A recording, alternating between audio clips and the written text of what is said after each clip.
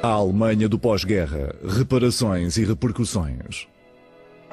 A Segunda Guerra Mundial tinha terminado. O governo e as forças armadas alemãs tinham-se rendido incondicionalmente. Os vencedores eram os Estados Unidos, a União Soviética e a Grã-Bretanha. E a Alemanha estava sob a ocupação destas três potências. Para ocupadores e ocupados seria o primeiro ano do pós-guerra, num país destruído. Não conseguíamos passar. Onde eram as ruas, agora havia entulho.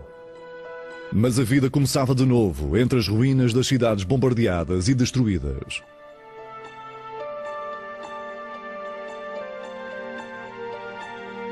Estavam cheios de fome, à espera de obter comida. Os alemães descobriam agora o que era ser uma nação humilhada e derrotada. Os poderes de ocupação eram da opinião de que a Alemanha nunca mais poderia estar numa posição bélica.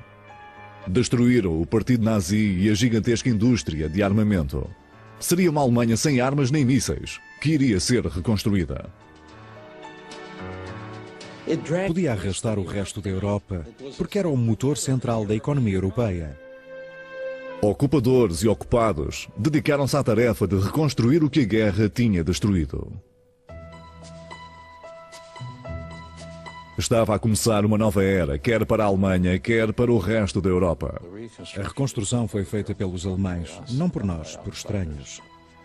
As linhas férreas subterrâneas e as linhas telefónicas foram reparadas. Em breve, os sistemas de canalização e de esgoto estavam novamente em funcionamento. O que me surpreendeu foi que apenas 2 meses após o final da guerra, a vida na cidade tinha voltado ao normal, se é que podemos chamar-lhe normal.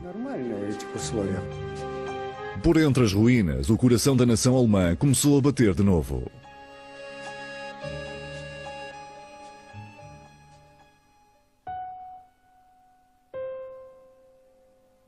Os bombardeiros americanos tinham arrasado a cidade de Ulm, na margem do Danúbio. O centro tinha desaparecido. Elsbeth Zumsteck viveu esta agonia. A guerra tinha destruído a sua casa e a sua família. O seu marido tinha sido morto mesmo antes do final da guerra.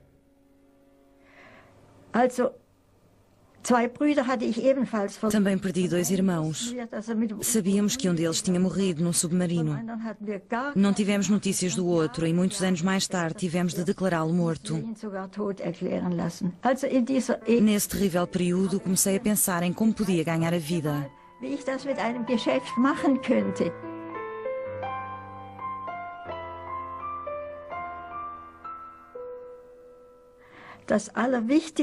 Aquilo de que mais precisávamos era de sapatos.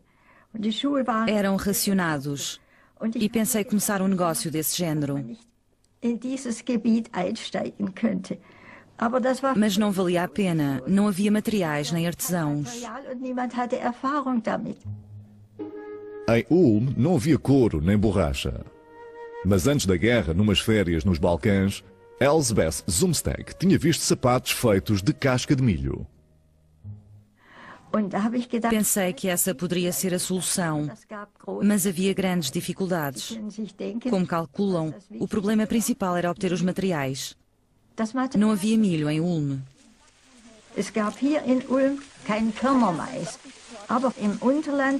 Nas terras baixas, o milho era cultivado no verão e colhido no outono.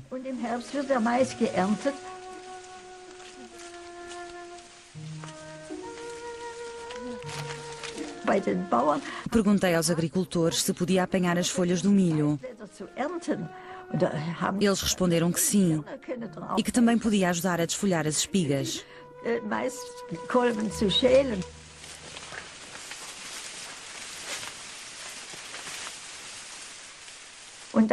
Ainda nos vejo sob o sol do outono a desfolhar as espigas. As sacas eram transportadas da aldeia para Ulm. Carregámo-las para um carro de bois.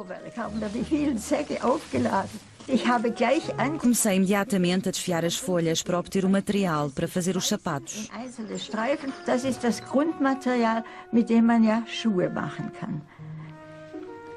Mas havia um longo caminho antes de fazer os sapatos. As mulheres cortavam pneus velhos de bicicleta para fazer as solas dos sapatos de palha. Obtinham cordéis resistentes através da troca de produtos. Fizemos um par de sapatos muito simples e a notícia espalhou-se. Talvez pudessem obter ali sapatos. As pessoas vinham aos montes, muitas vezes com crianças. Tirávamos as medidas às crianças, traçando os pés em moldes de papel. Uma vez sabendo os tamanhos, podíamos fazer os sapatos. Elsbeth Zumsteg tornou-se uma mulher de negócios e vendeu mais de 3.000 pares de sapatos em 2 anos, dando emprego a 40 mulheres. Uma verdadeira história de sucesso. Registou oficialmente os sapatos e outras criações de milho e foi a sua própria modelo fotográfico.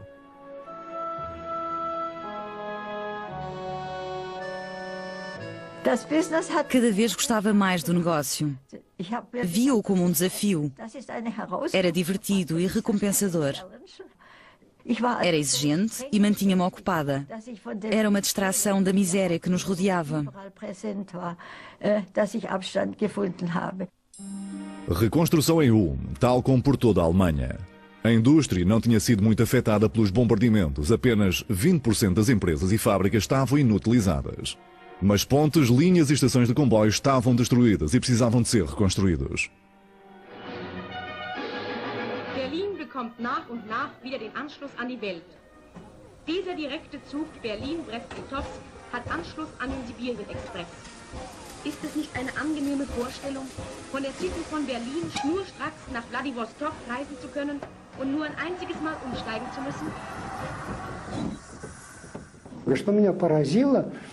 O que me surpreendeu foi que, apenas 2 meses após o final da guerra, a vida na cidade tinha voltado ao normal. Se é que podemos chamar-lhe normal.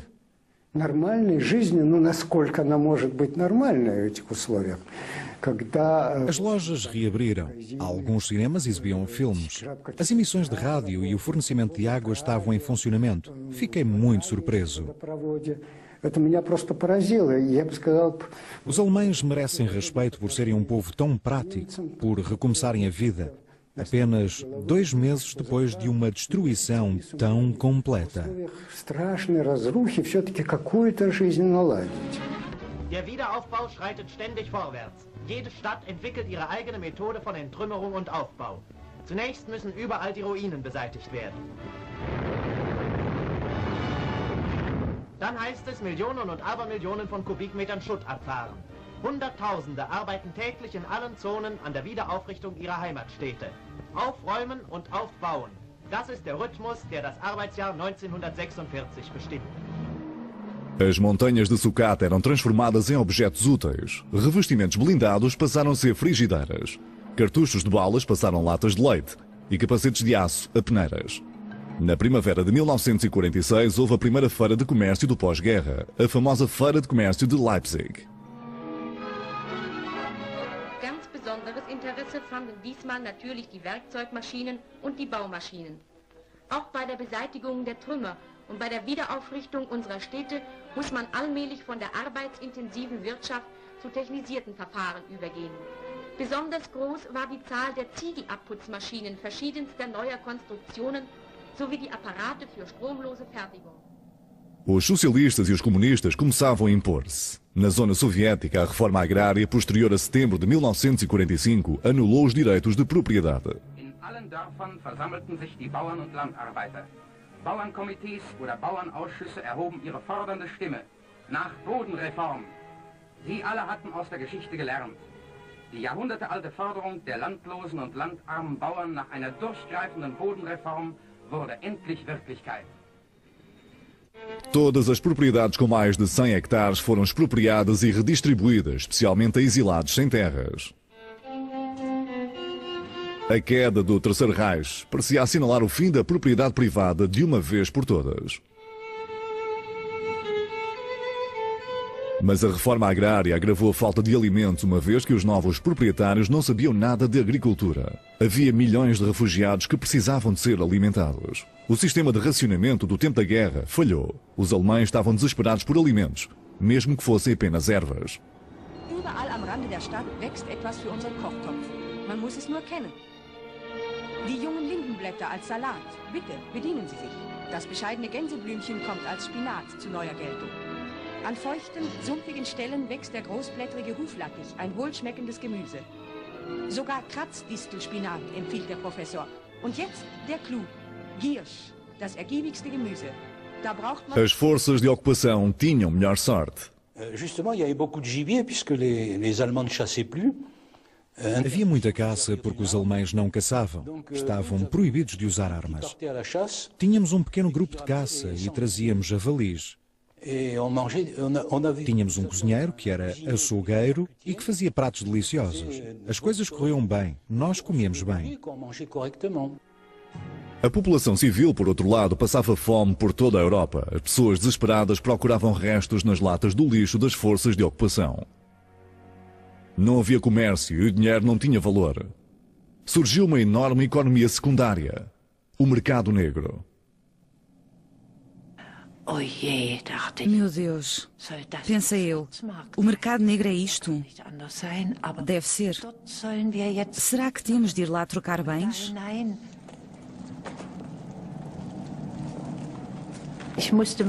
Tive de arrastar a minha mãe, que estava muito relutante, mais assustada do que eu.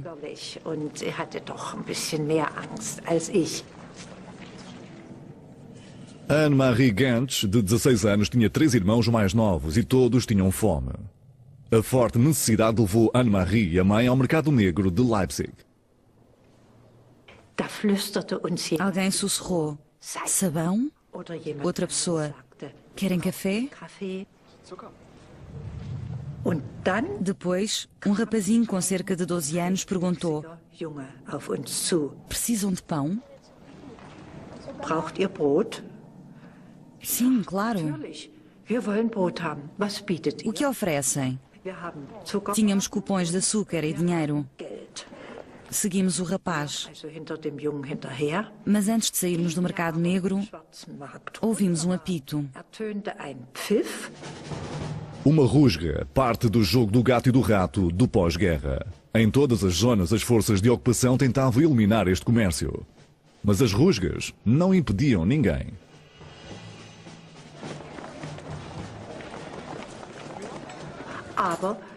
O rapaz tinha desaparecido.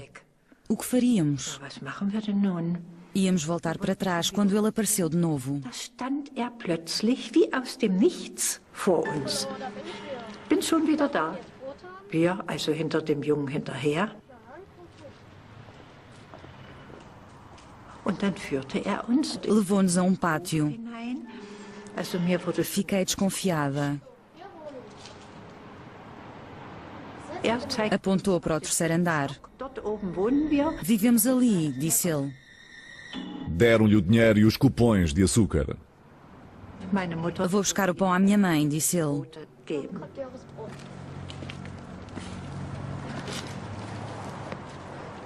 Und dann standen wir da. Ficámos ali. E o rapaz não voltou.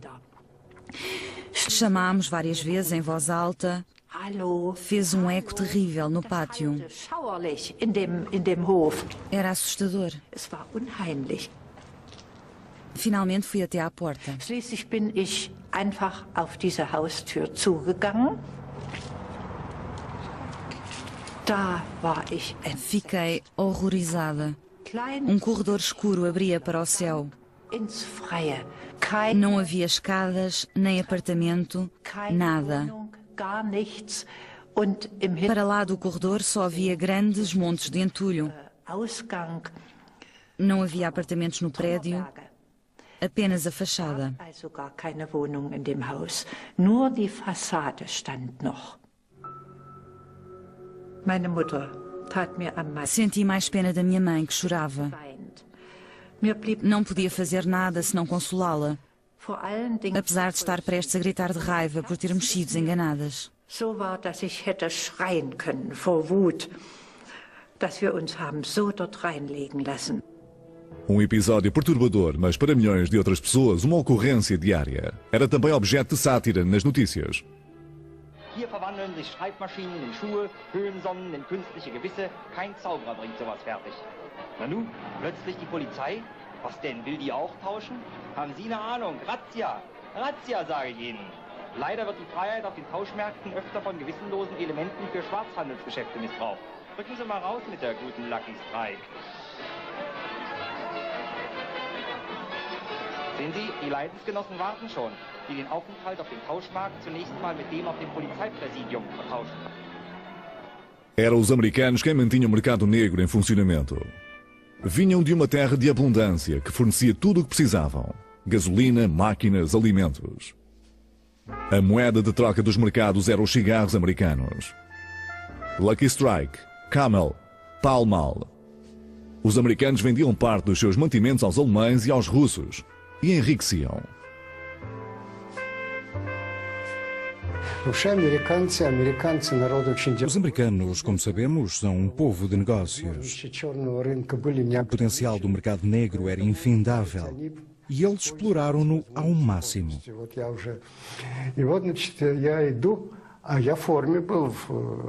Eu estava fardado e um jipe aproximou-se de mim, conduzido por um tenente americano.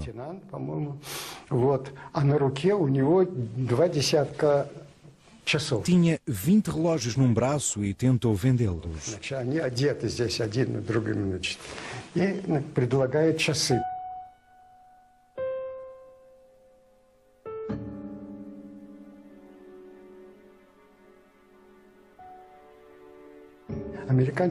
Os americanos tinham percebido que os relógios eram muito populares entre os russos. Ele disse: Ivan, queres comprar um relógio? Não, não preciso. E mostrei-lhe o meu. Então compra o Jeep. Eu disse: como vais explicar isso aos teus superiores? E ele respondeu: digo que tive uma avaria e vendo-te o Jeep. Podia-se comprar o inimaginável. As tropas americanas estavam a instalar-se na Alemanha. A aproveitar a vida, Washington ficava muito longe.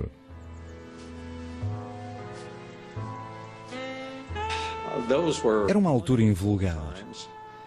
Era difícil porque não estávamos preparados para aquilo. Partiu-se do princípio, como aconteceu no Iraque, que assim que o exército terminasse, o Departamento de Estado e os diplomatas entrariam em cena. Mas a situação arrastou-se. O exército ficou lá durante 3 anos e tivemos de fazer contas à vida.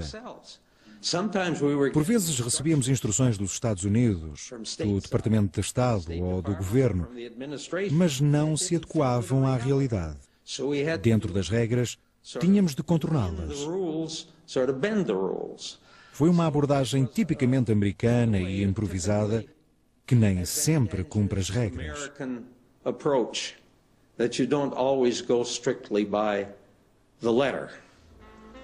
Os americanos eram irresistíveis, tinham carros e dinheiro, eram jovens e descontraídos com muito tempo livre.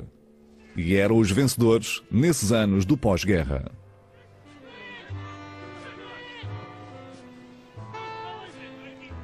Um deles era Mickey Dorsey, da Carolina do Norte. Mickey era gestor da cantina da sua unidade em Augsburg, perto de Munique. Queria ser piloto da Força Aérea, mas tornou-se artilheiro de tanque. Lidava com o mercado negro, vendendo pistolas alemãs confiscadas e mantimentos do exército. O jovem da Carolina do Norte estava a enriquecer na Alemanha. E as jovens, as Fräuleins, estavam ali. Tenho de ser honesto. Podíamos ir na rua, ver uma rapariga bonita e dizer: tenho chocolate, tenho collants de nylon. Não era preciso mais nada. Claro que aos 19 anos só pensávamos em raparigas e tínhamos muito chocolate.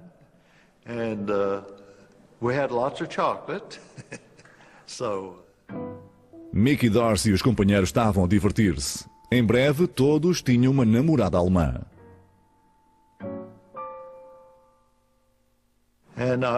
Conheci uma jovem, Maria Geiger, que me levou à sua casa, onde conheci a mãe Geiger e o pai Geiger. Como gestor da cantina, Mickey Dorsey acabou por cuidar de uma nova família. A comida era relativamente escassa na época, por isso levava-lhes café, açúcar e outras coisas, ocasionalmente um pouco de carne. Também matava veados.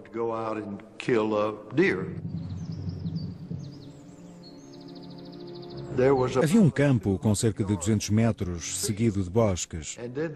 Eu via os veados. Perguntava, não podemos caçá-los? Eles respondiam, não, é proibido matar esses veados. Eu dizia, ora é essa. Peguei na espingarda, fui até ao bosque, escondi-me mesmo na orla da floresta. Os veados estavam no campo. Deitei-me no chão e disparei.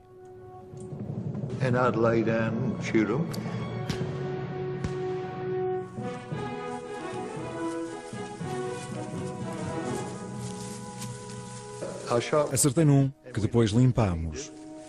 A bala tinha acertado no coração. Quando o trouxe, tinha a farda cheia de sangue e de lama.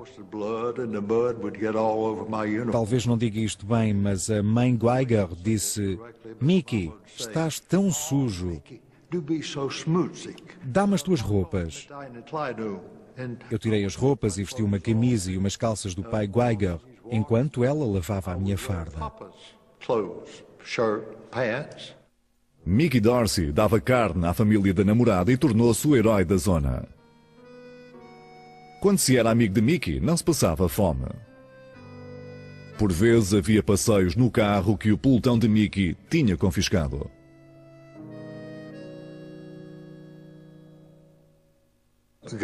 Os Geiger tinham muita comida e partilhavam com outras pessoas. Era por isso que as pessoas me conheciam e diziam Guten Tag, Mickey. Todos me chamavam Mickey.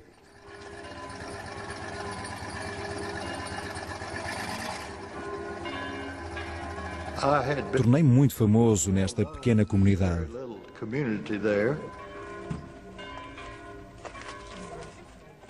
Maria e eu passeávamos junto à igreja de mãos dadas.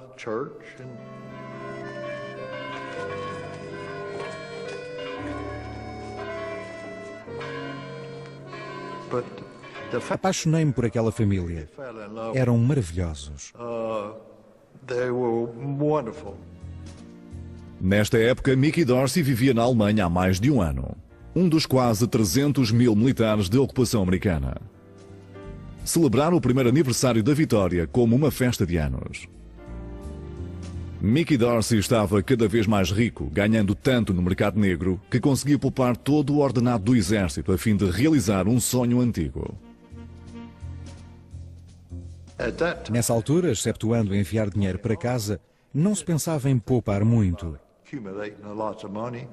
Eu filo e enviava para casa porque pensava comprar um carro novo ou um avião quando chegasse a casa. Foi o que fiz. Comprei um carro e um avião. Tal como diz o título do filme, tinha caído uma estrela do céu.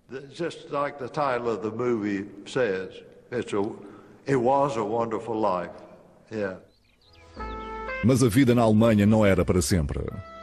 A repatriação foi organizada segundo um sistema de pontos.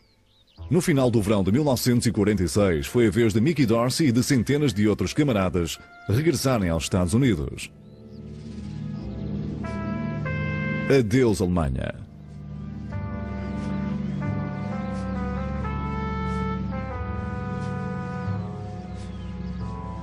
De regresso a casa, as recordações da guerra longínqua permaneceram, embora agora mais parecesse um jogo com contornos cômicos.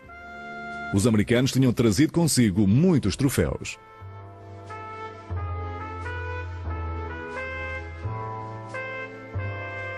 Mickey Dorsey também trouxe muitas recordações nazis.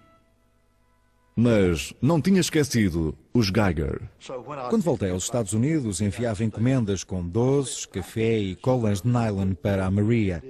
Era muito raro haver colãs de nylon nessa época. Açúcar e por aí fora. Durante um ano ou dois, enviei encomendas.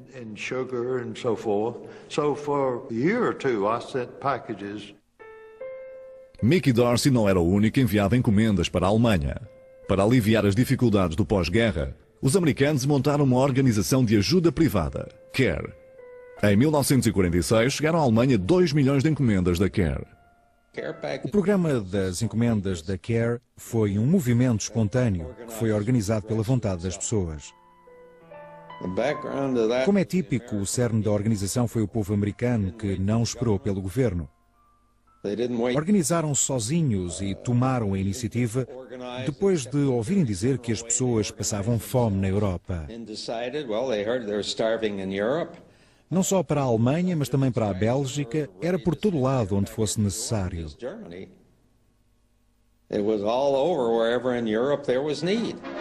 Os alemães também tentavam desesperadamente ajudar-se a si mesmos. Die Bevölkerung der Großstädte erging der Ruf, jedes brachliegende Land zu bebauen.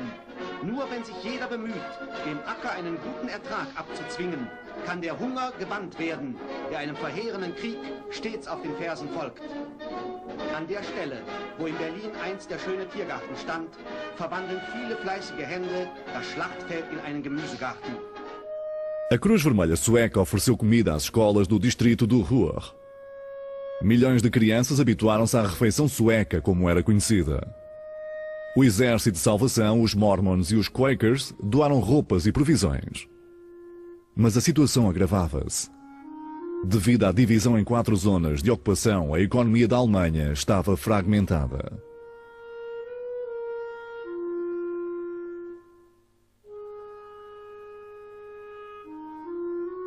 Tínhamos uma Alemanha dividida. Os produtos alimentares e o carvão estavam em zonas diferentes. Iríamos tratar a Alemanha como um país unificado? Era o que os soviéticos queriam. Porque achavam que os americanos iam cansar-se e voltar para casa e poderiam ficar com o país para si. Os poderes de ocupação tinham acordado tratar a Alemanha como uma entidade económica única, mas o comércio e a troca de bens entre as zonas eram praticamente inexistentes. Os russos e os americanos ocupavam vastas áreas de agricultura. Os britânicos estavam no distrito de Ruhr. But the one thing on which all reconstruction depends is coal.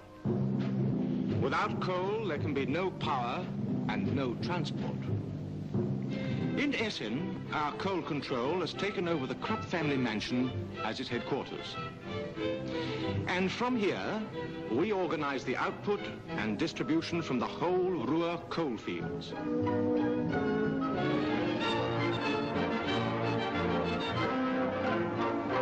Last summer, what was called Operation Coal Scuttle brought 30,000 miners back from the Wehrmacht. But today, the great problem is moving the coal from the pithead to the liberated countries, to the German power plants and to the Allied military dumps. For the Germans themselves, there is no coal. They must go out in the woods and parks to cut wood, to strip the bark off the trees, to collect brushwood and carry it home in handcarts and prams. No final de 1946, instalou-se um inverno gelado. Der bitterste Frost seit Jahren mit Temperaturen von unter 20 Grad verhinderte vielerorts Arbeit und Aufbau, lähmte Wirtschaft und Verkehr, gefährdete Leben und Gesundheit. Os portos congelavam. O pouco carvão que os alemães possuíam após a reconstrução mal podia ser transportado. Estava muito frio. Recordo especialmente o inverno de 1947. Houve temperaturas de menos 25 graus Celsius. O porto congelava sucessivamente.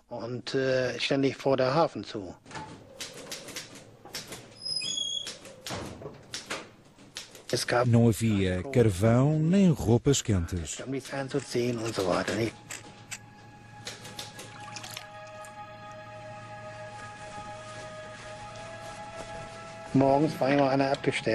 Um de nós tinha de acender a lareira todas as manhãs. Tínhamos um fogão a carvão. Quando o fogão aquecia finalmente as salas, de modo que o frio não nos fizesse deixar cair os lápis, eram 11 horas.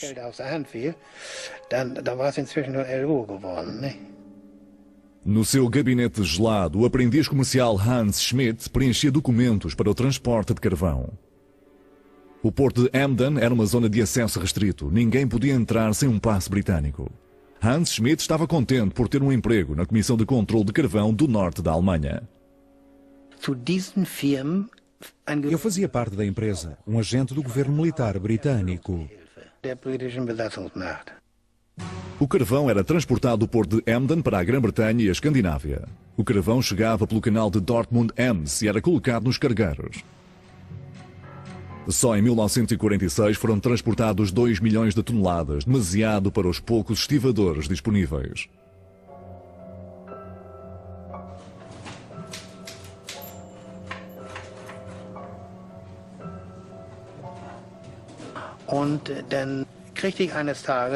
Um dia recebi uma carta que ordenava que fosse trabalhar como estivador para o governo militar britânico.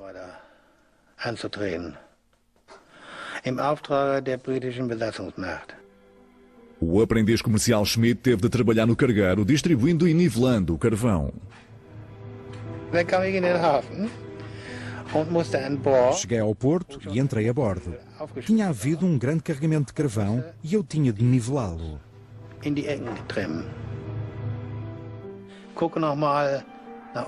Olhei para cima, vi uma pequena abertura e percebi que o guindaste ia largar uma grande carga.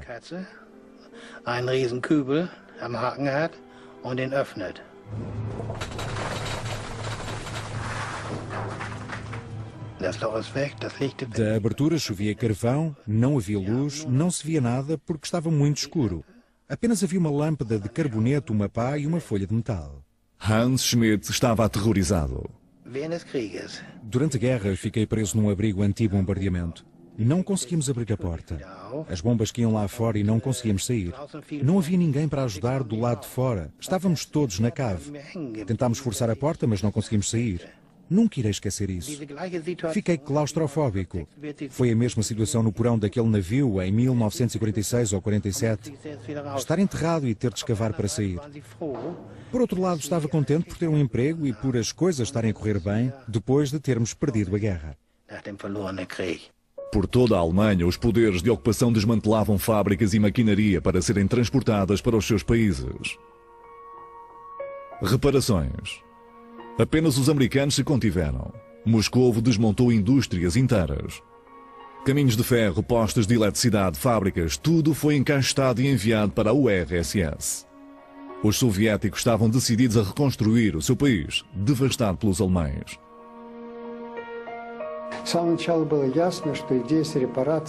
Fomos claros desde o início. Desmontar as fábricas existentes era uma estupidez. Foi o que dissemos nos relatórios para Moscovo, mas fomos repreendidos. As pessoas inteligentes, incluindo os alemães que trabalhavam connosco, disseram: por que estão a fazer isto? Estão a levar um monte de sucata para casa. Mas Moscovo estava decidida. Não sei quem foi diretamente responsável, mas a política manteve-se. Apenas resultou em perdas porque prejudicou a nossa reputação na Alemanha e o desenvolvimento económico interno. Foi o alicerce do nosso atraso tecnológico de, pelo menos, 20 anos. Milhares de tornos mecânicos de máquinas e de geradores desapareceram algures na União Soviética, onde foram abandonados porque quase ninguém sabia montá-los novamente.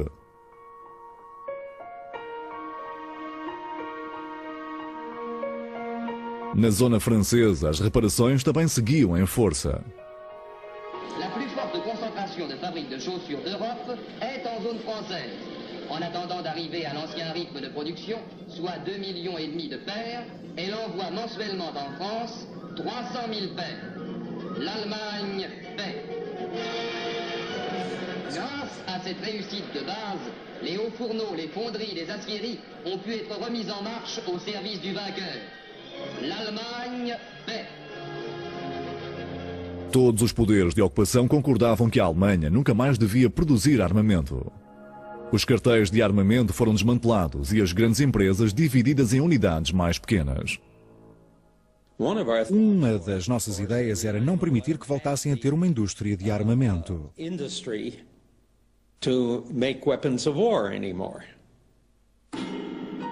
No centro da Alemanha, os vencedores descobriram fábricas secretas de mísseis, onde tinham sido montadas as infames armas V1 e V2. Os americanos apoderaram-se do programa de mísseis de Hitler e das mentes brilhantes que desenvolviam a tecnologia.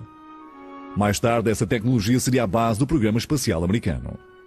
A tecnologia dos submarinos alemães interessava a Real Marinha Britânica. Mas os alemães tinham armadilhado os submarinos abandonados. Um legado mortífero. Estava escuro, mas era uma noite de luar. Não havia eletricidade. A única luz era a da lua. Harry Henschel tinha 18 anos e estava de sentinela na fábrica de submarinos de Kiel, com medo das represálias dos alemães. O sargento levou-me ao escritório e disse: fica aí e não saias deste gabinete até alguém vir substituir-te. Eu estava um pouco nervoso porque não sabia o que iria acontecer. Dei a volta e sentei-me à secretária. Um relógio começou a trabalhar. É uma sensação horrível. Não sabemos o que vai acontecer. Será o nosso fim? Será que vai explodir? Pensei logo que era uma armadilha. Isto vai explodir. Não havia sítio para me esconder a não ser debaixo da secretária. À espera da explosão. Estava a tremer. Eventualmente, ao fim de cerca de 20 minutos, o relógio voltou a parar. Levantei-me, fui até à secretária e sentei-me.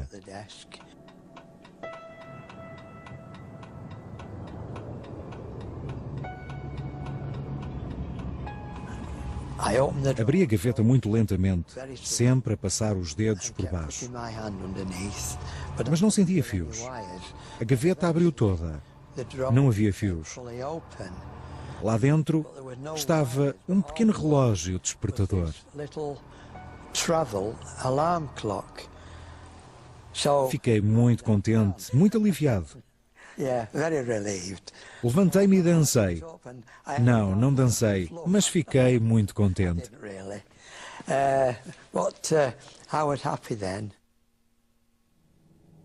As forças britânicas confiscaram os dados técnicos e destruíram os estaleiros de submarinos em Kiel e Bremerhaven.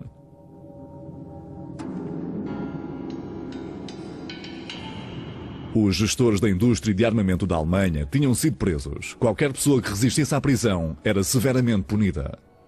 Entre os trabalhadores, o descontentamento crescia. Os habitantes do distrito do Ruhr, o centro da produção alemã de carvão e aço, trabalhavam para as forças de ocupação.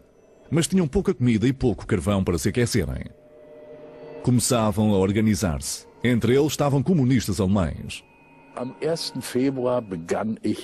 No dia 1 de fevereiro comecei a trabalhar com o KPD, o Partido Comunista Alemão.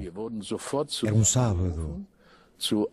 Fomos chamados a uma reunião para discutir a situação na cidade. Ernst Schmidt, um retornado alemão de um campo de detenção soviético, tinha se tornado comunista. Fora inspirado por Karl Marx e pela ideia da propriedade nacionalizada.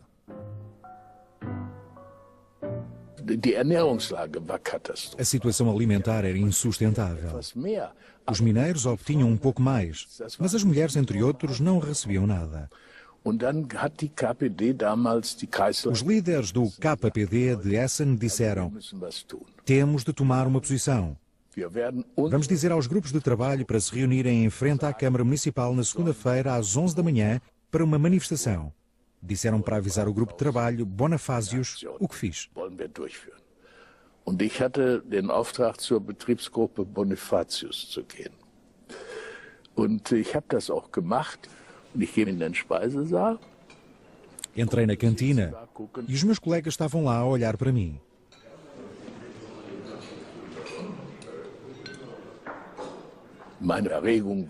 Estava muito nervoso. Nunca tinha falado para um público grande. Apresentei-me e tirei logo os óculos. Eram óculos de máscara de gás que apertam atrás das orelhas com um cordel. Tirei-os porque sabia que me ajudaria a falar, porque não conseguia ver a cara das pessoas. Ich sah die Mienen der Leute vor mir nicht. Quando acabei, lembro-me que as minhas últimas palavras foram: então vá, vamos a isto. E eles aplaudiram.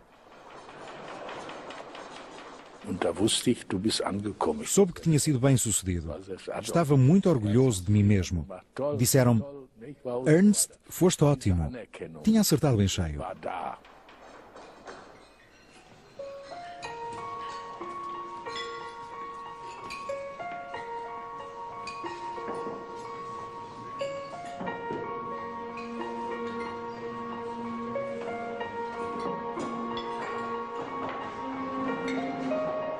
Ernst Schmidt discursou em reuniões sucessivas durante esse fim de semana.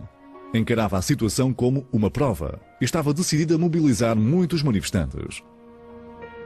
A manifestação foi um sucesso. 600 trabalhadores reuniram-se junto à Câmara Municipal de Essen. Ernst Schmidt estava satisfeito. Foi pacífico. Apenas se ouvia a calma exigência que subia de tom. Queremos pão. Temos fome. Que ressoava pela praça. Mas então a situação ameaçou tornar-se perigosa. Chegavam cada vez mais pessoas à praça. Os operários de outras empresas juntavam-se ao protesto. O presidente da Câmara de Essen, Gustav Heinemann, estava apreensivo pela reação britânica.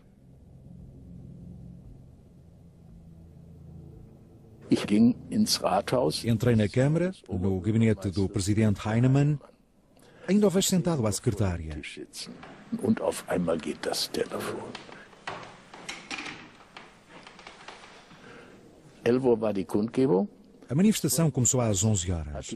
Ao meio-dia e meia, os trabalhadores da Krupp pousaram as ferramentas, todos eles. Marcharam para a Câmara. Meu Deus, não podia ser verdade. Estávamos a tentar deliberar o que fazer.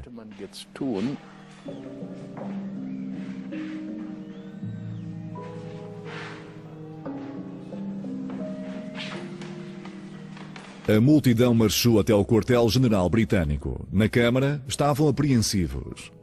Ninguém sabia como é que os britânicos iam reagir.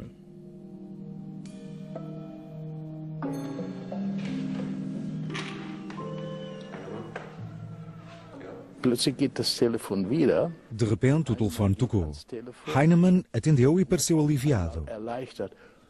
Graças a Deus.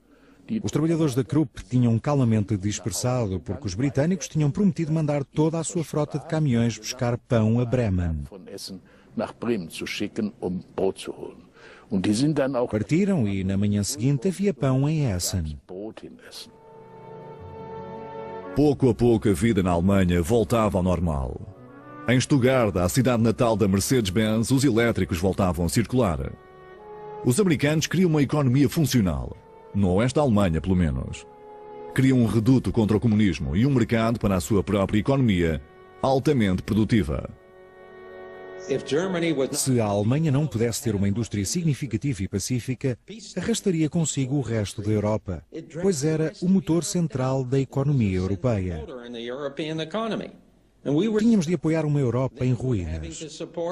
Se queríamos que a Europa voltasse ao que era, tínhamos de apoiá-la para que não fosse um fardo para nós.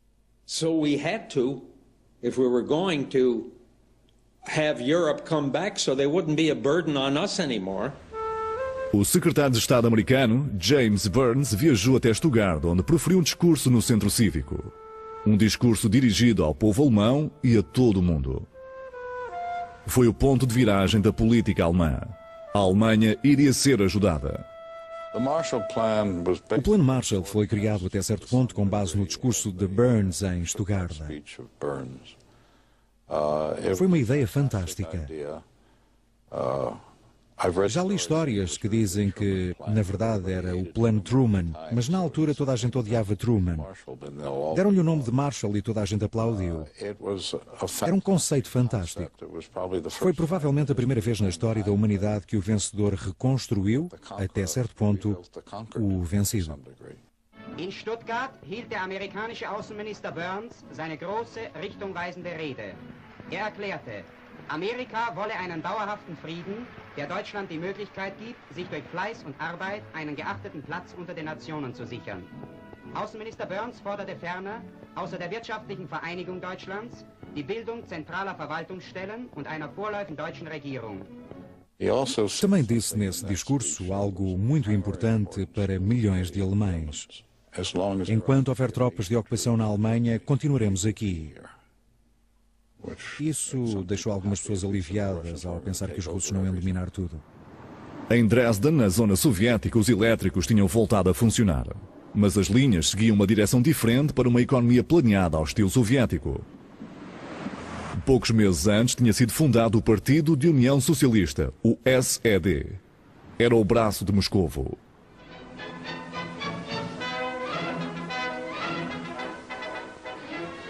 Du Vati, das Wahlergebnis in Sachsen ist raus.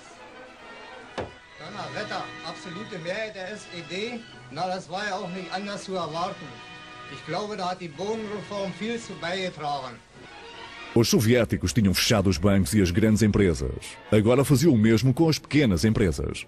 Eines Tages ging die Zentrale Kontrollkommission bei der Deutschen Wirtschaftskommission in Glauchau-Meerane auf Entdeckungsreisen. Es lohnte sich. Der Fabrikant hatte Leder für 100.000 Paar Schuhe versteckt. Sein Betrieb arbeitete wegen angeblichen Materialmangels nur 4 Tage in der Woche. Os funcionários do SED e do governo militar soviético começaram a caça aos alegados parasitas e capitalistas.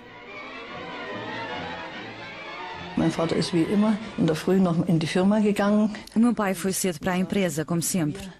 Às 10 da manhã estávamos sentadas, eu, a minha mãe e as minhas 2 irmãs, com as malas feitas à espera que o meu pai chegasse a casa. Íamos de férias pela primeira vez em anos. Mas o pai de Maria Balz, um produtor têxtil em Glauchau, perto de Leipzig, foi preso na sua fábrica, acusado de fazer negócios no mercado negro. A família não foi informada.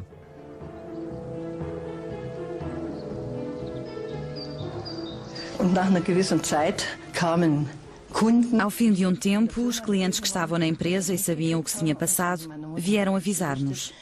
Disseram que o meu pai tinha sido preso.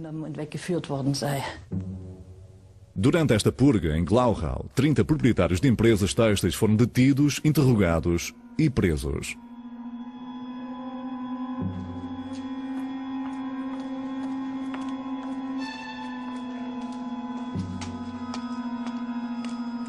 A minha mãe foi à cidade para tentar saber onde ele estava.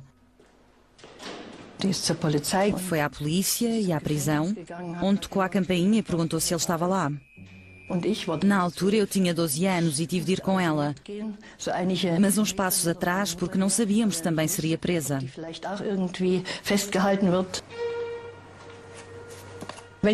Se não voltasse, eu saberia onde ela estava.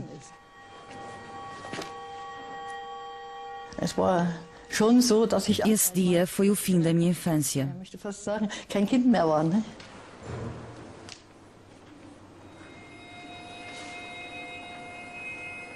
Foi o primeiro grande julgamento na zona soviética.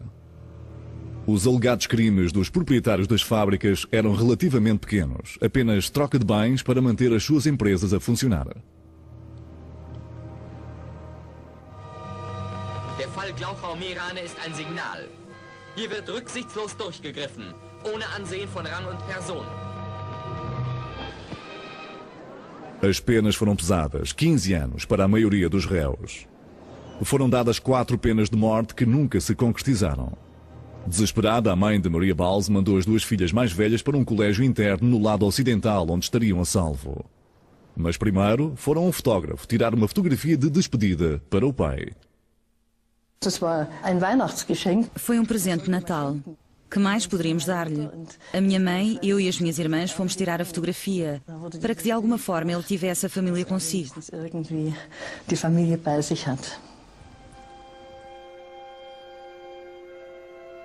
15 anos de prisão para o pai de Maria Balz. A mãe ficou em Glauchau com a filha mais nova. Não aceitava a prisão do marido e a difamação da família. Formou-se um plano corajoso.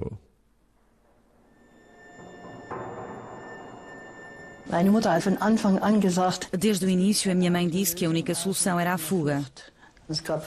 Houve várias tentativas que não se concretizaram, ou em que as pessoas desistiram. 2 anos mais tarde, a mãe conseguiu subornar um guarda prisional e libertar o marido.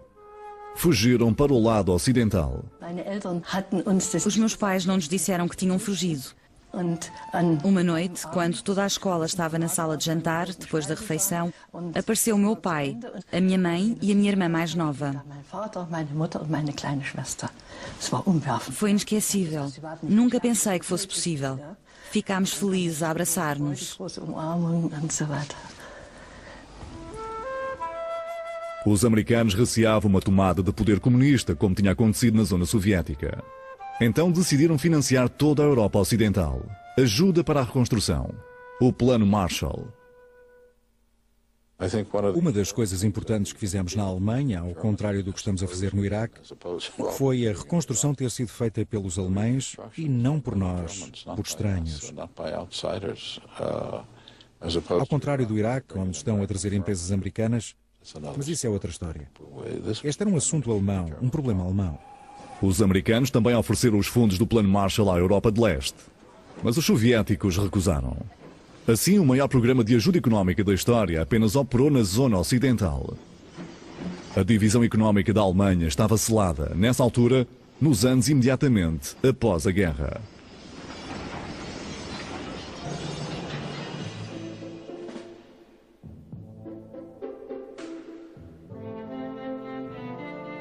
Tradução e locução. Dialetos.